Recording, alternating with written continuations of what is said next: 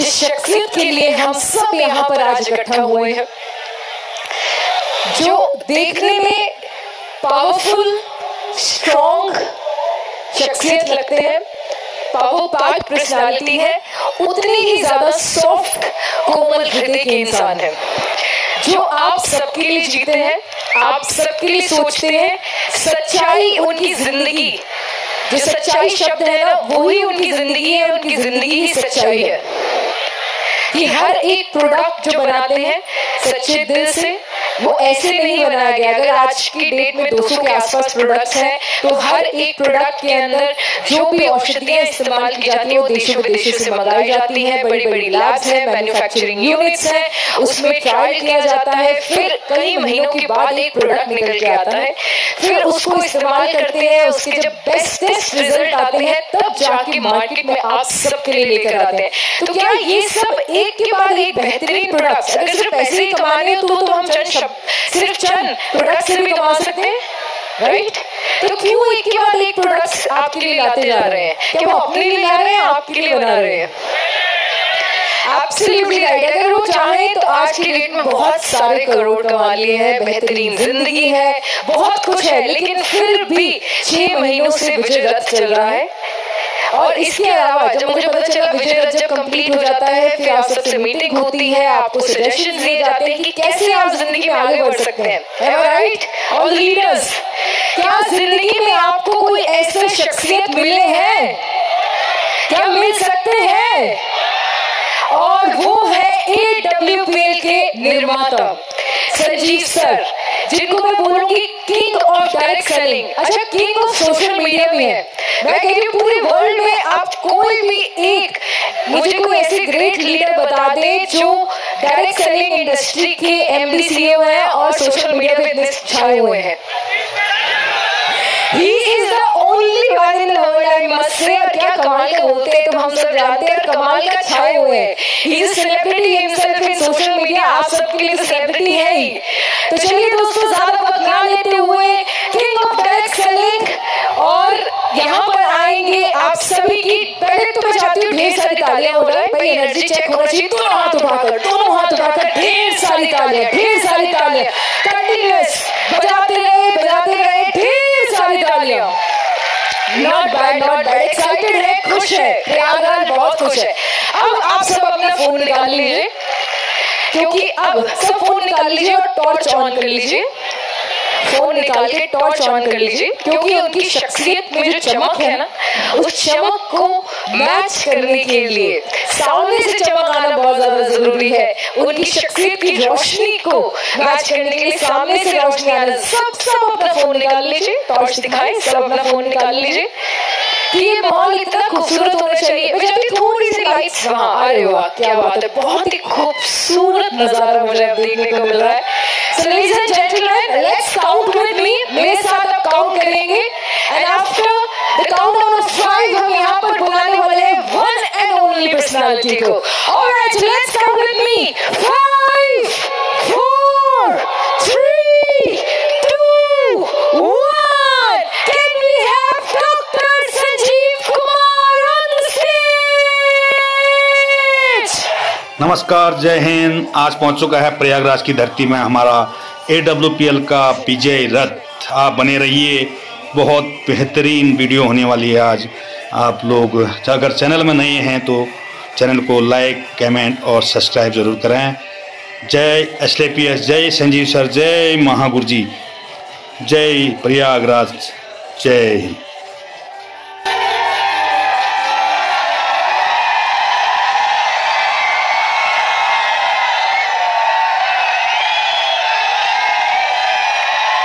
Thank you. आप सबका बहुत बहुत धन्यवाद। Thank you.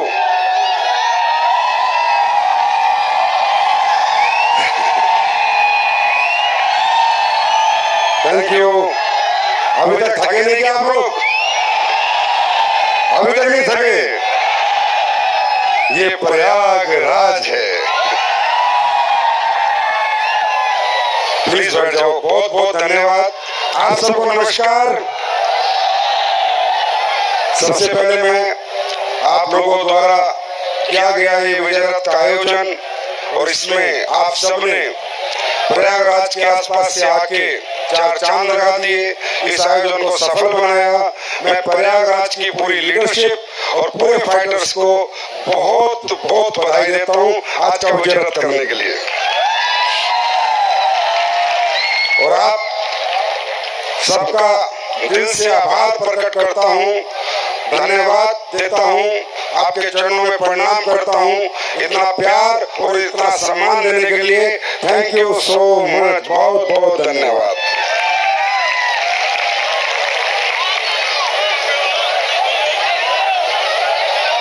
बैठ जाओ, बैठ जाओ, बैठ जाओ। प्रयागराज अपने आप में एक बहुत पवित्र भूमि है, और अब तो बहुत ही ज्यादा पवित्र हो चुकी है जब से इतना बड़ा महाकुंभ हुआ है। अब तो मुझे लगता है जो प्रयागराज में आके जो मांग लेगा वो काम हो जाएगा।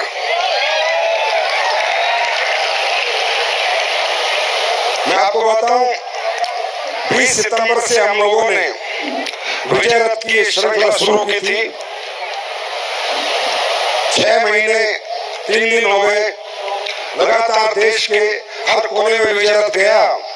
जम्मू कश्मीर हो, हिमाचल, कुल्लू मनाली हो, मदुरई हो, बेंगलोर हो, मतलब कश्मीर से कन्याकुमारी तक ये विजय रथ आज 34वें पड़ाव पे है, 34वां विजय रथ है, और आउट स्टेशन का ये आखिरी पड़ाव है। और मैं बताते हुए अत्यंत हर्ष महसूस कर रहा हूँ, शायद इस सदी में किसी भी डायरेक्ट सेलिंग कंपनी को इतनी मोहब्बत नहीं मिली, इतना प्यार नहीं मिला जो लोगों ने एसलीपीएस वेलनेस को दिया है।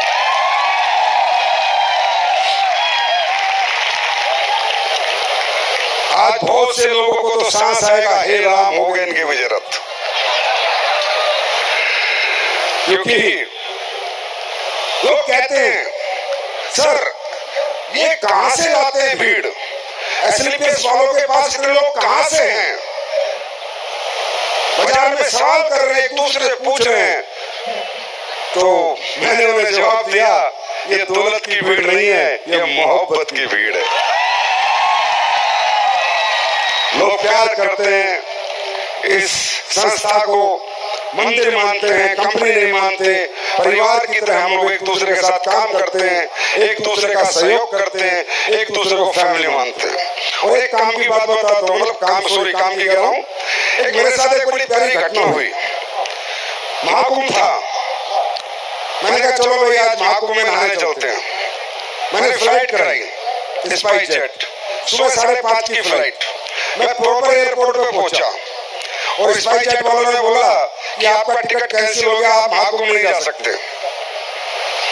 तो मुझे कई लोगों ने बोला कि तू दोबारा फ्लाइट करा ले भाई, दूसरी करा ले, तीसरी करा ले, कल चला जाना। मैंने कहा ना, ऊपर वाले का कुछ और इशारा है। वो कहता है प्रयागराज जाना है, विजय रथ लेके जाना है, और जब गंगा जी में नहाना है। वैसे उस टाइम पे ना पापी भी बहुत आए थे यहाँ, और ज्यादातर तो खराब ही कर दिया था। अब पता नहीं उनको वहां डुबकी लगाते तो पाप ना चढ़ जाते। सही है, अब शुद्धता में जाएंगे। तो बहुत अच्छा लगा आपके बीच में आके। पता नहीं इतने अच्छे लोग हिंदुस्तान में हैं, और दुनिया को मैं बताता हूँ, दुनिया कहती है दुनिया में लोग खराब है, मैं कहता हूँ इंसान खुद खराब होता है, लोग बहुत अच्छे होते हैं। इस दुनिया में 99% लोग अच्छे हैं, मात्र 1% बुरे हैं। और मुझे लगता है उन अच्छे लोगों में भी जो सबसे ज्यादा अच्छे लोग हैं वो मेरे सामने बैठे हैं।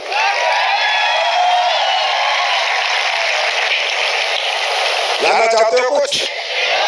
पहली बार कितने लोग आए हैं? First time. बहुत से लोग, ज्यादातर लोग फर्स्ट टाइम आए हैं। तो सबसे पहले तो हम आपका हार्दिक दिल से अभिनंदन करते हैं, स्वागत करते हैं कि आप सब लोग दूर दूर से चल गए। दोस्तों देखिए, प्रैक्टिकली यहाँ पर जो भी बातें हुई हैं, बड़े बड़े यहाँ पर लीडर्स आए, बड़े अचीवर्स आए, उन्होंने अपनी अपनी कहानियां बताई, अपने अपने अचीवमेंट को आपके साथ शेयर किया। मैं ये कमा रहा हूँ, मैंने ये कर लिया, मैं गरीब था, मैं सब्जी बेचता था, मैं नौकरी करता था, मैं सिक्योरिटी गार्ड था, मैं पहले किसी डायरेक्ट सेलिंग कंपनी में काम करता था, मैं ये नहीं कर पाया, वो नहीं कर पाया, मैंने यहाँ ये प्राप्त कर लिया, इतने पैसे कमा लिए, इतनी गाड़ी कमा ली, आज मेरे पास ये है, दौलत है, शोहरत है, ठीक है। तो इससे क्या होता है, जब कोई ऐसे बताता है तो कुछ लोगों को मोटिवेशन आता है, कुछ लोगों को इंस्पिरेशन आता है और कुछ को नहीं आता है। सवाल होते हैं मन में, ये कैसे हो रहा है, क्यों हो रहा है, मैं कर पाऊंगा या नहीं कर पाऊंगा, मुझसे होगा नहीं होगा, क्या ये बिजनेस मेरे लिए भी है, क्या ये प्रोडक्ट मेरे लिए भी है, क्या ये संस्था मेरे लिए भी है, क्या मेरा भी यहाँ कैरियर बन सकता है, नहीं बन सकता, क्या छोड़ो मैं तो प्रोग्राम देख के चला जाऊंगा, मेरी नौकरी ठीक है, मेरी खेती ठीक है, मेरा बिजनेस ठीक है। क्यों? क्योंकि आप यहाँ सिर्फ चंद घंटे बैठे हो, 5 या 6 घंटे। सर 5-6 घंटे में क्या जिंदगी समझ आ सकती है? क्या 5-6 घंटे में आप इसकी गहराई तक जा सकते हो? क्या 5-6 घंटे में आप सही फैसला ले सकते हो? बहुत मुश्किल हो जाएगा, लेकिन मैं कोशिश करूंगा आपको समझाने की। आपको यहाँ किसी से मोटिवेट होके नहीं जाना है, आपको यहाँ किसी से इंस्पायर होके भी नहीं जाना है, आपको एक समझ लेके जानी है, क्या सही है क्या गलत है। अगर आपको लगता है 0.001% कि यहाँ कुछ भी गलत है, तो आपको बिल्कुल यहाँ काम नहीं करना है, बिल्कुल यहाँ के बारे में नहीं सोचना है, अपने अपने जो काम करो वो करो। और आपको लगता है कि यहाँ पर 0.001% कुछ भी गलत नहीं है, तो फिर जो आपको लेके आया है उसके साथ बैठना है और पूरी रात बैठ के समझना है, बता भाई क्या चीज है। दोस्तों, दुनिया में कोई भी व्यक्ति इस पृथ्वी पे आता है तो उसे अपना पेट पालने के लिए कुछ ना कुछ करना पड़ता है। यस और नो? कोई ना कोई काम कर रहा है, कोई खेती कर रहा है, कोई बिजनेस कर रहा है, कोई नौकरी कर रहा है, कोई टीचर है, कोई प्रोफेसर है, कोई डॉक्टर है, कोई इंजीनियर है। हर आदमी की अपनी अपनी समझ है, हर आदमी को अपने अपनी काबिलियत के अनुसार जीवन जीने का, जीवन यापन करने का, रोजगार करने का, कमाने का मौका मिलता है। यस और नो? और हर आदमी हर काम नहीं कर सकता, हर आदमी इंजीनियर नहीं बन सकता, हर आदमी डॉक्टर नहीं बन सकता, हर आदमी आर्किटेक्ट नहीं बन सकता, हर आदमी साइंटिस्ट नहीं बन सकता। यस और नो? हर आदमी हर काम नहीं कर सकता, लेकिन कोई भी व्यक्ति किसी भी काम को कब करता है? जब उसको काम करने में मजा आता है और उसका मन लगता है। अगर आपका मन नहीं लगता किसी काम में, कोई आपको करोड़ों का काम बताए, चाहे अरबों का काम बताए, आपसे नहीं होगा। आप 2-4 दिन कर पाओगे, 5वें दिन छोड़ दोगे, बोला यार मुझसे नहीं हो रहा, ये मेरे से नहीं हो रहा। क्यों? क्योंकि आपका मन नहीं लग रहा। कोई भी व्यक्ति किसी भी व्यक्ति से काम करवा नहीं सकता जब तक उसकी अंतरात्मा आवाज ना दे, तब तक उसकी आत्मा गवाही ना दे ये काम मुझे क्यों करना है, इसलिए करना है। और उसको काम करने में आनंद आना चाहिए। हमें पढ़ने में आनंद नहीं आता था, पर क्रिकेट में आनंद आता था। क्यों? हमारा मन लगता था। पढ़ाई में हमारा मन नहीं लगता था। अब काम में मन कब लगता है? जब हमें ये पता हो ये काम सही है या गलत है, एक बात। दूसरी, क्या इस काम के करने से सिर्फ मेरा ही भला हो रहा है, सिर्फ मैं ही पैसे कमाऊंगा, सिर्फ मैं ही बड़ा आदमी बनूंगा, या मेरे काम से समाज का सोशल भी मैं कुछ कर पाऊंगा? क्या मेरा काम समाज के उत्थान के लिए है? क्या मेरे काम करने से समाज की स्मृति आएगी? क्या मेरे काम करने से समाज में भी कुछ अपग्रेडेशन आएगा? और मैं गारंटी देता हूं दोस्त, एक व्यक्ति कितनी ही दौलत कमा ले, उसे उतनी खुशी नहीं मिलती जब उसकी वजह से अगर कुछ लोग दौलत कमा लेते जितनी खुशी उसे जब मिलती है ना। तो पहले हम काम समझते हैं। दोस्तों, 2014 में मेरे मन में एक विचार आया कि यार कुछ करना है, पैसे कमाने के लिए, तरक्की करने के लिए कोई काम करना है। प्रैक्टिकल मैंने काम इसलिए चुना कि मुझे भी पैसा कमाना है, तरक्की करनी है। लेकिन मेरे मन में एक साथ में एक विचार और था कि यार संजीव, पैसे तो कमाने हैं पर किसी की बददुआ नहीं लेनी है, किसी का दिल नहीं दुखाना है। पैसे कम आए या ज्यादा आए, कुछ ऐसा काम परमात्मा मुझे दे कि मैं पैसे भी कमा लूं और लोगों का प्यार भी पालूं, लोग मुझे दुआएं दें, क्योंकि मैं देखता हूँ लोग पैसे कमाने के लिए कैसे कैसे करते कर रहे हैं, कैसे कैसे 2 नंबर के काम कर रहे हैं, कैसी कैसी चीजें बेच रहे हैं, कैसे लोगों को ठग रहे हैं। और मैं ये नहीं चाहता था कि मेरे को पैसे कमा के कोई मुझे गाली दे। जैसे आज आप लोग सुनार के अपनी बेटी की शादी में सोना लेके आओगे, जरूरत आपकी है, सोना लेके आओगे और बाहर आते क्या बोलोगे, ये सोना तो हरामजादा अपनी माँ का भी नहीं होता। बोलते नहीं बोलते, जरूरत की चीज भी लेके आते हो और गाली भी देते हो। तो मैं नहीं चाहता था यार जिंदगी में हमें भगवान दौलत कम दे, ज्यादा दे, पर गालियां कोई ना दे। तो फिर मैंने विचार, ऊपर वाले ने मेरे के अंदर तो क्या औकात है विचार की, परमात्मा ने कोई समझ दी कि यार अगर तूने किसी प्रॉब्लम पे काम कर लिया, सोशल समाज की किसी तकलीफ में काम कर लिया, तो शायद ऐसा हो कि लोग दौलत भी देंगे और दुआएं भी देंगे। वो काम क्या था? वो काम मुझे लगा आज हमारा देश, आप इस बात के गवाह हो और आप डिनाई नहीं कर सकते, सबसे ज्यादा हमारे देश में अगर आज कोई प्रॉब्लम है तो वो है घर घर बीमारी। हाँ या ना?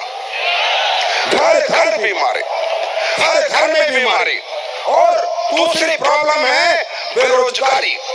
पढ़े लिखे बच्चे बीटेक, बीबीए, एमटेक, एमबीए 25-25 हजार रुपए महीना नहीं मिल रहे उनको, 30 हजार रुपए महीना नहीं मिल रहे उनको, क्योंकि एम्प्लॉयमेंट नहीं है। कहाँ कहाँ कितनी फैक्ट्री खोलेंगी? सरकार भी बेचारी कितनी नौकरी दे सकती है? सरकार का भी एक सीमित साधन है। और दूसरा बीमारी। आज आप लोग मानते हो कि एक घर में जो भी पैसे व्यक्ति कमा के ला रहा है, उसका एक हिस्सा कहीं ना कहीं मेडिकल में उसका जा रहा है। हाँ या ना? यस और नो?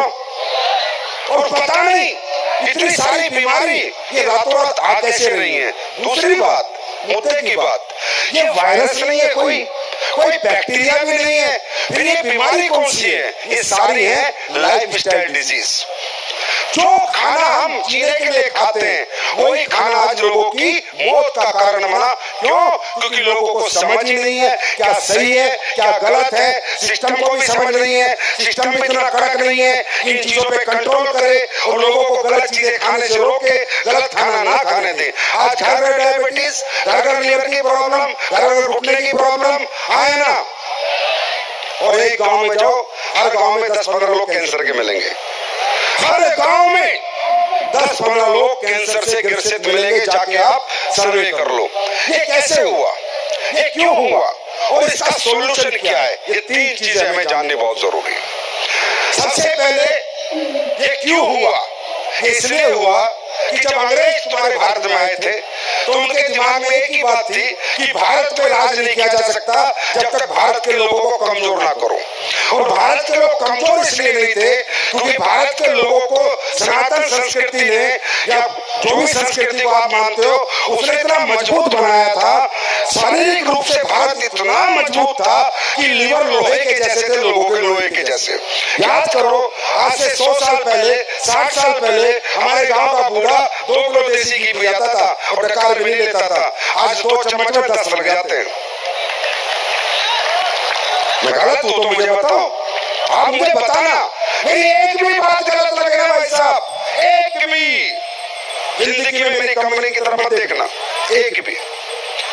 6.5 फुट और 7 फुट के लोग हिंदुस्तान में होते थे, 7.5 फुट के लोग। आज बच्चे 5 फुट से ऊपर नहीं जा रहे। क्यों किया ये? क्योंकि कमजोर करना था। 2 किलो रसगुल्ले, आज 1 चीनी का चम्मच के लिए डॉक्टर मना कर रहा है, डायबिटीज हो जाएगी। ये हमारे बुढ़े 3-3 किलो रसगुल्ले खा के डकार लेते थे। सही कह रहा हूं, गलत कह रहा हूं? आया ना? तो जब अंग्रेज आए तो उनको मालूम चला कि ये देश बहुत शक्तिशाली लोगों का है। इनका लीवर नहीं है, लोहा है, लोहे की मशीन है, जो डाल दो वही पीस देते हैं। अब इनका सिस्टम खराब करो, इनको ऐसा सोच दो, ऐसी चीजें बना के दो जिनको इनकी जबान पे लत लग जाए और ये उसके एडिक्टिव हो जाए। भाई साहब, क्या जानते हो आप इस धरती पे क्या क्या खेल हो रहे हैं और कौन कौन क्या क्या खेल कर रहा है। ज्यादा गहराई में नहीं जा सकता, ऊपर ऊपर बता सकता हूँ। यहाँ इंसान की कोई वैल्यू नहीं है। यहाँ मार के पैसे कमाओ, काट के पैसे कमाओ, कैसे कमाओ, बस पैसे कमाओ, पैसे कमाओ, पैसे कमाओ। बावले हो गए लोग पैसे कमाने के लिए। लोग मरे तो मरे, कटे तो करे, किसी का बाप मरे, किसी की माँ मरे, किसी की बहन मरे, कोई फर्क नहीं पड़ता, बस पैसे बनने चाहिए। अंग्रेजों ने वही खेल किया। अंग्रेजों ने सबसे पहले तुम्हें पिलाई चाय। चाय हिंदुस्तान में पी जाती थी क्या पहले? अब चाय पीने से क्या होता है मालूम? भूख मर जाती है। और जब आदमी की भूख मर जाएगी, खाएगा नहीं तो ताकतवर कैसे बनेगा? अंग्रेजों ने चाय लेके आए, अंग्रेज बिस्किट लेके आए, अंग्रेज बर्गर लेके आए, अंग्रेज नूडल लेके आए। ये सब अंग्रेजी खाना हिंदुस्तान में तो किसी को पता भी नहीं था होता क्या है। और क्या किया? पहले हिंदुस्तान के लोगों को कमजोर किया, बीमार किया, और फिर अंग्रेजी दवाइयों से इलाज किया। समझ रहे हो? ये बड़ा लंबा चौड़ा तरीका था, सिस्टम था इन लोगों का। आज हमारे यहाँ नॉर्मल डिलीवरी होनी बंद हो गई। अगर हमारी कोई माँ बहन प्रेग्नेंट है और वो चली जाए अस्पताल में तो कट के आएगी। क्यों? कहाँ चलेगी नॉर्मल डिलीवरी? पहले तो होती थी नॉर्मल डिलीवरी, आज क्यों नहीं होती नॉर्मल डिलीवरी? क्योंकि हर आदमी को ये मनुष्य का जो जन्म है अरबों खरबों का, ये जो हमारा शरीर है, लोगों ने इसको दुकान समझ लिया, लोगों ने इसको अपनी कमाई समझ लिया, लोगों ने सिर्फ इसका इस्तेमाल करके पैसा कमाने का एक सोर्स समझ लिया।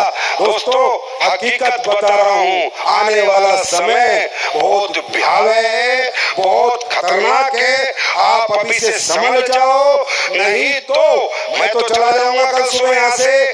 जीवन भर मेरी बात याद रखना, लोगों ने किसी को फर्क नहीं है कौन मर रहा है, कौन जी रहा है, कौन गरीब है, किसका हॉस्पिटल में कितना पैसा लग रहा है, किसके बेचारे के पास पैसे हैं, किसके पास पैसे नहीं, कौन इलाज करा पाएगा, कौन नहीं। आपका एक्सीडेंट हो जाए, हॉस्पिटल एडमिशन नहीं लेगा जब तक आप फीस जमा ना कर दो। आपकी माँ तड़प रही हो, बाप तड़प रहा हो, जब तक फीस जमा ना करो आपका ऑपरेशन नहीं होगा। आया ना? अरे ये सुनो, और आने वाला समय इससे भी खतरनाक है। अभी कोविड के बारे में पता चला था ना कि ये भी किसी ने फैलाया था। दुनिया मरी, किसी का कोई गया, किसी का कोई गया। किसी को क्या फर्क पड़ता है? किसी को क्या फर्क पड़ता है? जाए तो किसी का जाए, किसी के नोट बन गए, किसी ने दौलत बना ली। तो भाइयों, एक बात समझ लो, हमारे साथ काम करना मत करना हो जाए बाद में देखेंगे। पहले अपना सेहत का ध्यान रखो, अंग्रेजी खाने का बहिष्कार करो और देसी खाना खाओ। अपने परिवार को स्वस्थ रखो, क्योंकि इलाज आज इलाज नहीं, एक तरह की वो दुकानें बन चुकी हैं। एक तरह से आज इंसान मौत बेच रहा है, लोगों को मार रहा है, इधर से ठीक कर रहा है। आप बताओ, नकली दवाइयां बन रही नहीं बन रही? अरे आना में जवाब दो। नकली दूध बन रहा नहीं बन रहा, नकली घी बन रहा नहीं बन रहा, नकली मावा बन रहा नहीं बन रहा। बताओ, ड्रग्स बिक रही नहीं बिक रही? ये क्या है? ये सब क्या है? ये इंसान को जीवन देता है, मौत देता है? बोलो, जोर से बोलो। मौत देता है ना? ये अंग्रेजी खाना है, मिलावटी मसाला, ये cold drink, sold drink, ice cream, chocolate, क्या ये खाना है? और भगवान ने क्या कहा? मैंने बच्चा तुझे जीवन दिया। ऊपर वाला कभी अन्याय नहीं करता, उसने हमें जीवन भी दिया था, साथ में वनस्पति दी थी। बोला सब्जी खाओ, फल खाओ, मोटा अनाज खाओ। इवन ये तुम्हारा गेहूं भी है ना, ये भी तुम्हारा नहीं है। क्या जानते हो तुम? सीधे साधे लोग हो, शरीफ लोग हो, ना मास्टर ने पढ़ाया, ना किसी ने पढ़ाया, और ना कोई पढ़ाना चाहता हेल्थ के बारे में। अरे गेहूं तुम्हारा प्रोडक्ट ही नहीं है। गेहूं तो अमेरिकन लैब का प्रोडक्ट है। अमेरिका से आती है गेहूं की जितनी नस्लें आज तक आई हैं, और दुनिया का सबसे ज्यादा मार्केटिंग करके कुछ भी कचरा बेचने वाला देश है वो। कुछ भी लोगों को बेवकूफ बना के कुछ भी बेच देता है वो। ये तुम्हारी जो गाय है, कौन सी?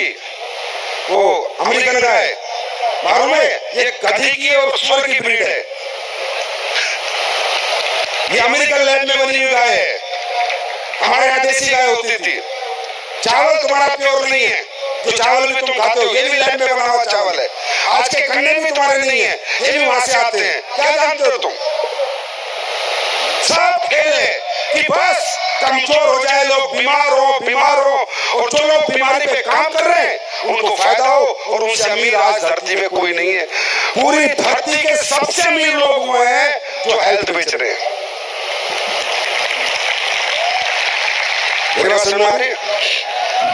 दोस्तों, आप अपने परिवार को स्वस्थ रखना चाहते हो तो सिर्फ एक ही काम करो, देसी खाने से जुड़ो, अपनी पुरानी परंपराओं से जुड़ो, अपनी संस्कृति से जुड़ो। जो वो था वो सही था, जो उन्होंने बनाया था वो बिल्कुल सही बनाया था। पैसे कमा लेंगे, काम कर लेंगे, छोड़ दो, शरीर रहेगा तभी तो आए ना। यस और नो? तो ये काम हमारे लोग कर रहे हैं। अब हम क्या कर रहे हैं वो जानो। हम क्या कर रहे हैं? हम गाँव जाके, घर घर जाके, सेमिनार करके, ट्रेनिंग करके लोगों को सिखा रहे हैं, समझा रहे हैं कि क्या खाना आपके लिए सही है, क्या खाना आपके लिए गलत है। अगर आप ये चीज छोड़ोगे तो फायदा होगा। आइसक्रीम मत खाओ, कोल्ड ड्रिंक मत पियो, नूडल मत खाओ, ये मत करो, वो मत करो। लोगों को बता रहे हैं। हमारी बात कोई माने ना माने इससे हमें फर्क नहीं पड़ता।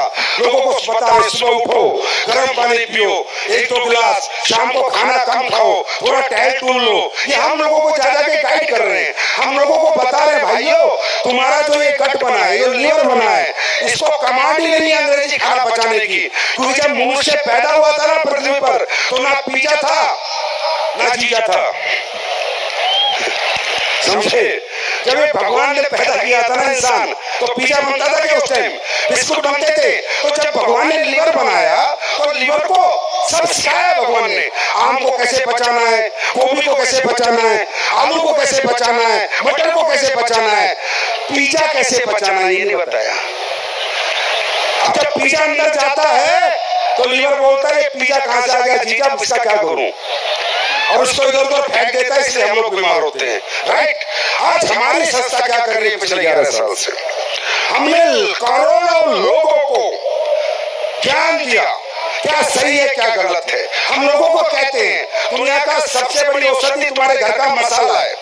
अगर तुम साबुत मसाला लाके कूट के खाओगे तो उसी में ही तुम्हारे को बहुत औषधि की ताकत मिलेगी। हम बता रहे हैं, हम बेच भी नहीं रहे, आएंगे लाने वाले समय में लाएंगे। हम ये काम कर रहे हैं, लोगों को घर घर जाके समझा रहे हैं। इससे कुछ लोग छोड़ रहे हैं, कुछ लोग दूर हो रहे हैं। मैं ये कहता हूँ, कोई हमारा प्रोडक्ट ले ना ले, हमें मतलब नहीं। किसी को हमारा प्रोडक्ट चाहिए नहीं चाहिए, हमें मतलब नहीं। पर जब हम ये प्रोग्राम करते हैं, लोगों को समझाते हैं, तो कोई हमें मिल जाता है कि भाई साहब आप क्या करते हो? तो हम कहते हैं हम आयुर्वेदिक, अपनी 5000 साल पुरानी संस्कृति, अपनी 5000 साल पुरानी ताकत, जब ये दुनिया में अंग्रेजी कुछ नहीं था, उस आयुर्वेद का प्रचार प्रसार कर रहे हैं। हम दुनिया का नंबर 1 आयुर्वेदिक प्रोडक्ट बना रहे हैं। हम बेचते नहीं है सर, लोग खुद खरीद लेते हैं। फिर लोग कहते हैं कि बेटा क्या आपके पास घुटने का कोई प्रोडक्ट है, लीवर का कोई प्रोडक्ट है, किडनी स्टोन का कोई प्रोडक्ट है, हार्ट के लिए कुछ है, लेडीज प्रॉब्लम के लिए कुछ है? तो फिर ये जो लोग यहाँ पर आके बोल रहे थे मैंने इतने करोड़ कमाए, ये बोलते हैं हाँ सर है।